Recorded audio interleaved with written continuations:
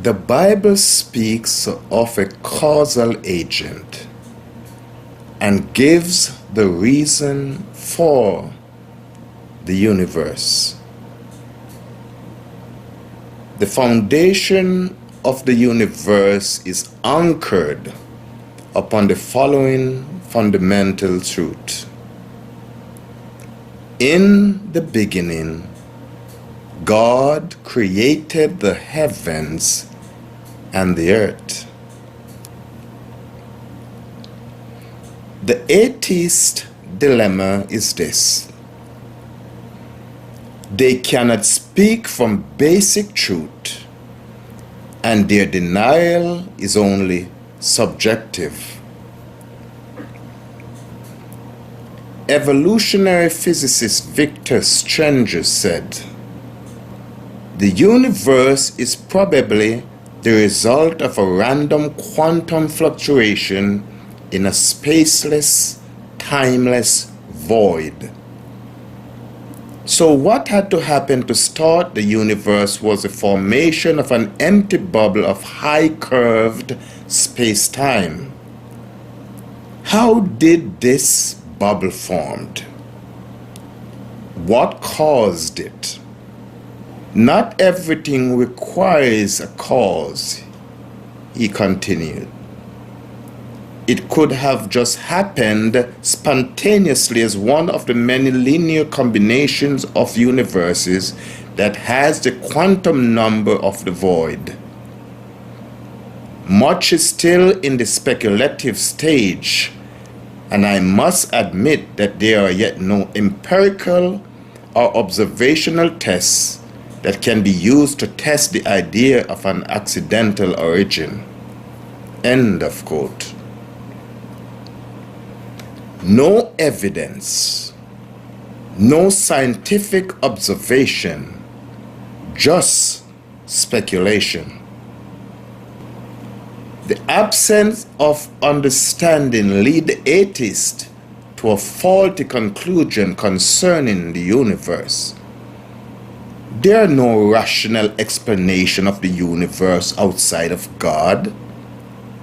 Science bears witness to what is. It cannot disprove that which resides in the unknown. The following is from the website Understanding Science, berkeley.edu. Science is both a body of knowledge and a process.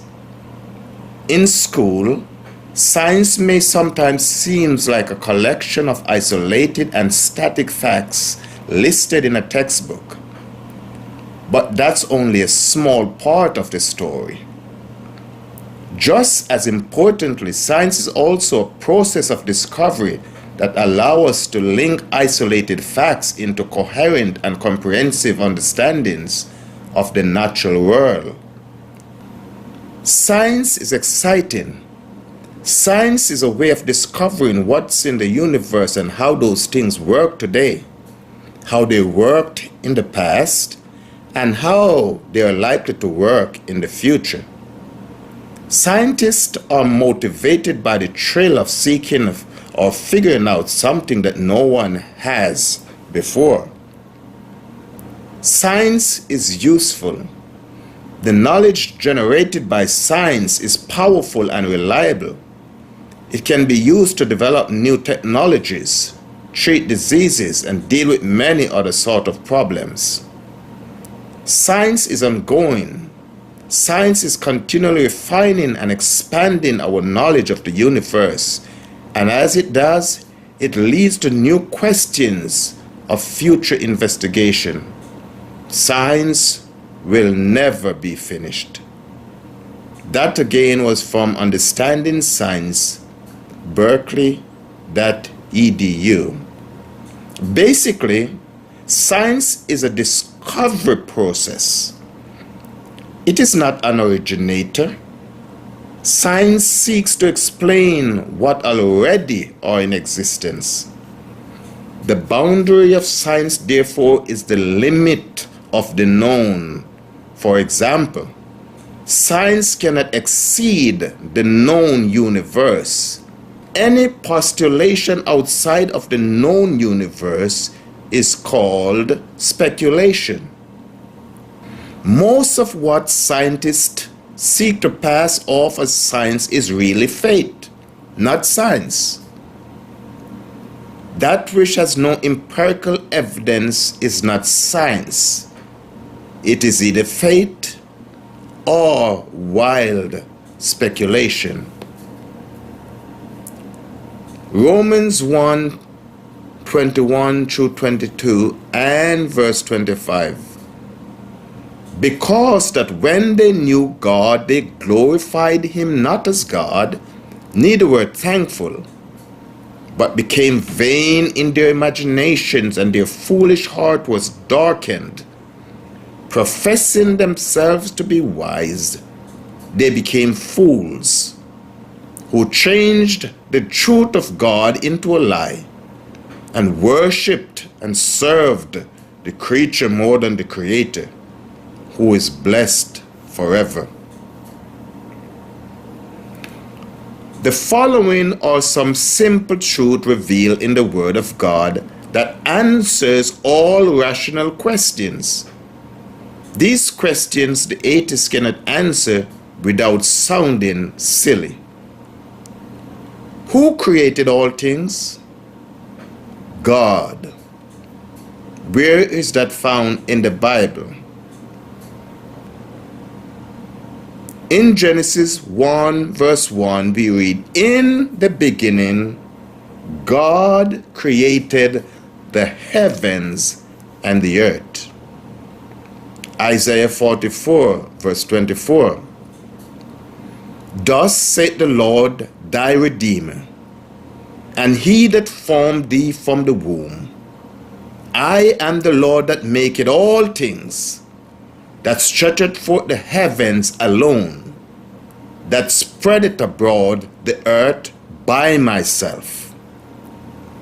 Interestingly, the next verse said something amazing. In the face of those who would seek to deny God as the true creator of all things, we read concerning God, "It is he that frustrated the tokens of the liars, and maketh diviners mad, that turneth wise men backward, and maketh their knowledge foolish." Isaiah 44 verse 25. Professing themselves to be wise, they became fools. Why did God create the universe? Isaiah 45 verse 18. "For thus saith the Lord that created the heavens, God himself that formed the earth and made it. He had not established it. He created it not in vain. He formed it to be inhabited. I am the Lord, and there's none else." He created it for the inhabitants of all mankind and all other creatures. Romans 1 verse 20. "For the invisible things of him from the creation of the world are clearly seen, being understood by the things that are made, even his eternal power and Godhead, so that they are without excuse." So God created all there is to show his eternal power and his wisdom. His intention was that it should be a testimony to remove all doubt from the heart and the minds of men, and to bring them face to face with him who is the true creator of all things. Psalm 19 1-3.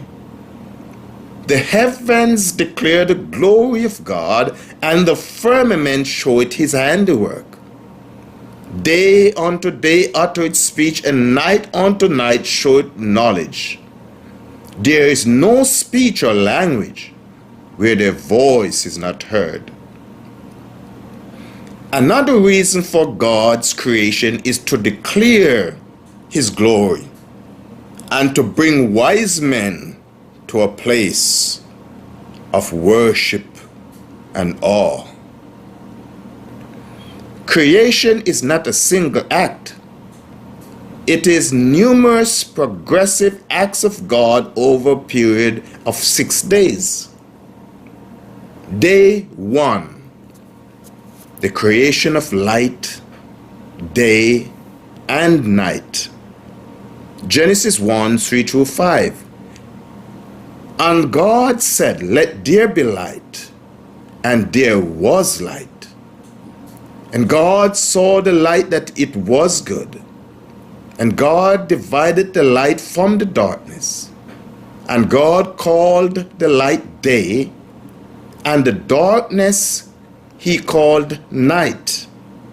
And the evening and the morning were the first day. Day 2, the creation of the heavens. Genesis 1, 6-8. And God said, "Let there be a firmament in the midst of the waters, and let it divide the waters from the waters." And God made the firmament and divided the waters which were under the firmament from the waters which were above the firmament, and it was so. And God called the firmament heaven, and the evening and the morning were the second day. Day 3, dry land, grass, herb trees, and fruit trees were created. Genesis 1, 9-13. And God said, "Let the waters under the heaven be gathered together unto one place, and let the dry land appear." And it was so. And God called the dry land earth, and the gathering together of the waters called He seas. And God saw that it was good. And God said, "Let the earth bring forth grass, the herb yielding seed, and the fruit tree yielding fruit after his kind, whose seed is in itself upon the earth." And it was so. And the earth brought forth grass and a herb yielding seed after his kind, and the tree yielding fruit whose seed was in itself after his kind. And God saw that it was good. And the evening and the morning were the third day. Day 4, the creation of the sun, moon, and stars. Genesis 1, 14-19. And God said, "Let there be lights in the firmament of the heaven to divide the day from the night, and let them be for signs and for seasons and for days and years. And let them be for lights in the firmament of the heaven to give light upon the earth." And it was so. And God made 2 great lights, the greater light to rule the day, and the lesser light to rule the night. He made the stars also. And God set them in the firmament of the heaven to give light upon the earth, and to rule over the day and over the night, and to divide the light from the darkness. And God saw that it was good. And the evening and the morning were the 4th day. Day 5, all the creatures in the waters were created. Genesis 1, 20-23. And God said, "Let the waters bring forth abundantly the moving creatures that had life, and fowls that may fly above the earth in the open firmament of heaven." And God created the living creature that moveth, which the water brought forth abundantly after their kind, and every winged fowl after his kind. And God saw that it was good. And God blessed them, saying, Be fruitful and multiply, and fill the waters in the seas, and let fowls multiply in the earth. And the evening and the morning were the fifth day. Day 6. God's most precious creation, man. Genesis chapter 1 verse 26 to 27 and verse 31. And God said, Let us make man in our image and after our likeness, and let them have dominion over the fish of the sea, and over the fowl of the air, and over the cattle, and over all the earth, and over every creeping thing that creepeth upon the earth.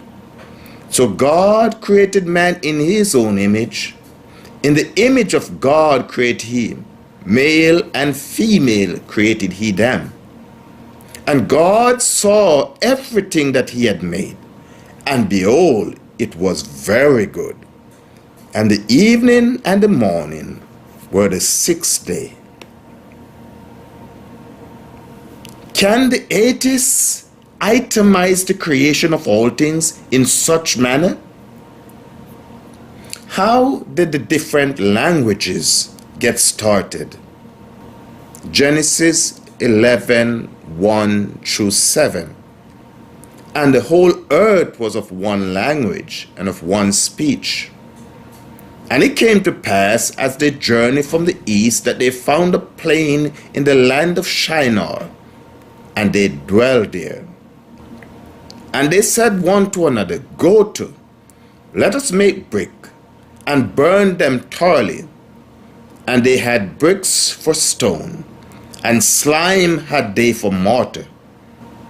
And they said, Go to, let us build a city and a tower, whose top may reach unto heaven, and let us make us a name, lest we be scattered abroad upon the face of the whole earth. And the Lord came down to see the city and the tower which the children of men builded. And the Lord said, Behold, the people is one, and they have all one language, and this they begin to do. And now nothing will be restrained from them which they have imagined to do. Go to, let us go down and there confound their language, that they may not understand one another's speech. Of Jesus Christ, the God-man, we read John 1:1-3. In the beginning was the Word, and the Word was with God, and the Word was God. The same was in beginning with God. All things were made by him, and without him was not anything made that was made. Colossians chapter 1:16-17. For by him were all things created that are in heaven and that are in the earth, visible and invisible, whether they be thrones or dominions or principalities or powers, all things were created by him and for him. And he is before all things, and by him all things consist. Doubting is not proof of God's non-existence. It is a belief subjected to the one propagating such idea. Trying to find proof in creation to disprove God has not been successful. Not because technology is limited, but rather because truth is overwhelming. Creation is not the answer to God. God is the answer to creation. Give up the failed quest and submit yourself to truth. God is.